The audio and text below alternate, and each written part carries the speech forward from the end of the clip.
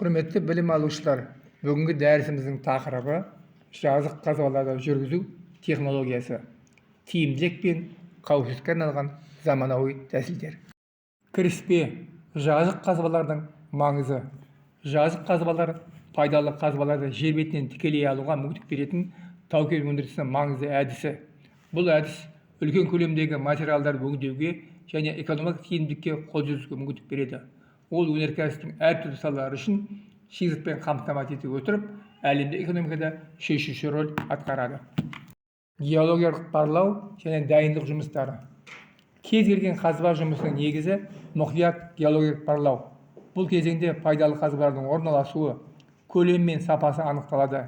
Сондай-ақ жер қыртысының құрылымы мен гидрогеологиялық жағдайларды зерттейді. Барлау кезеңдері: геофизикалық зерттеулер, бұрғылау жұмыстары, үлгілерді талдау. Қазу әдістері мен жабдықтары.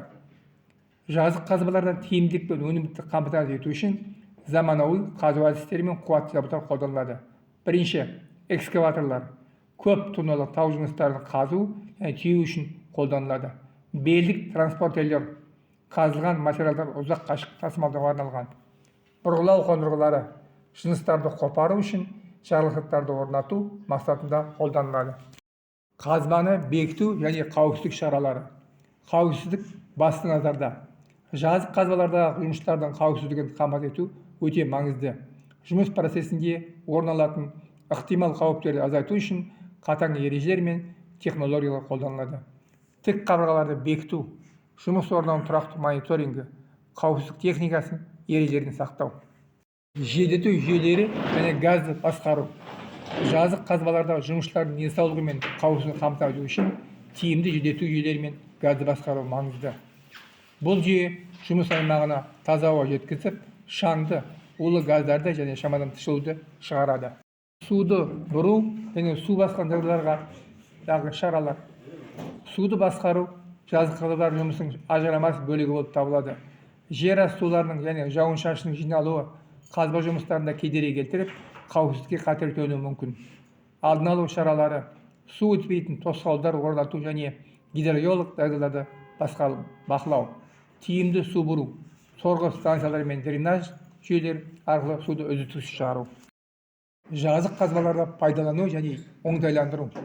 Өндіріс процестерді оңтайландыру және шығындарды азайту үшін инновация технологиялары қолданылады.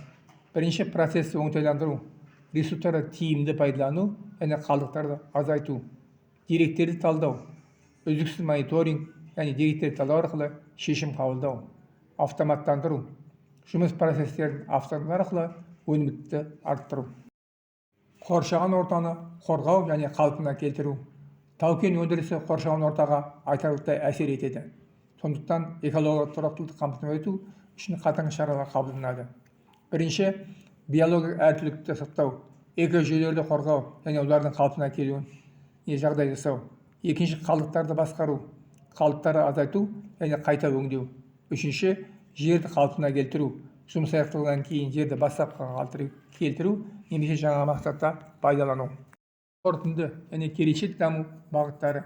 Жазық қазбаларды жүргізу технологиясы үнемі дамып келеді. Болашақта бұл сала цифрландыру, автоматтандыру және экологиялық таза технология енгізу арқылы жаңа деңгейге көтеріледі. Біздің мақсатымыз қоршаған ортаға зиян тигізбей, ресурстарды тиімді пайдалана отырып, қауіпсіз және тұрақты тау-кен өндірісін дамыту.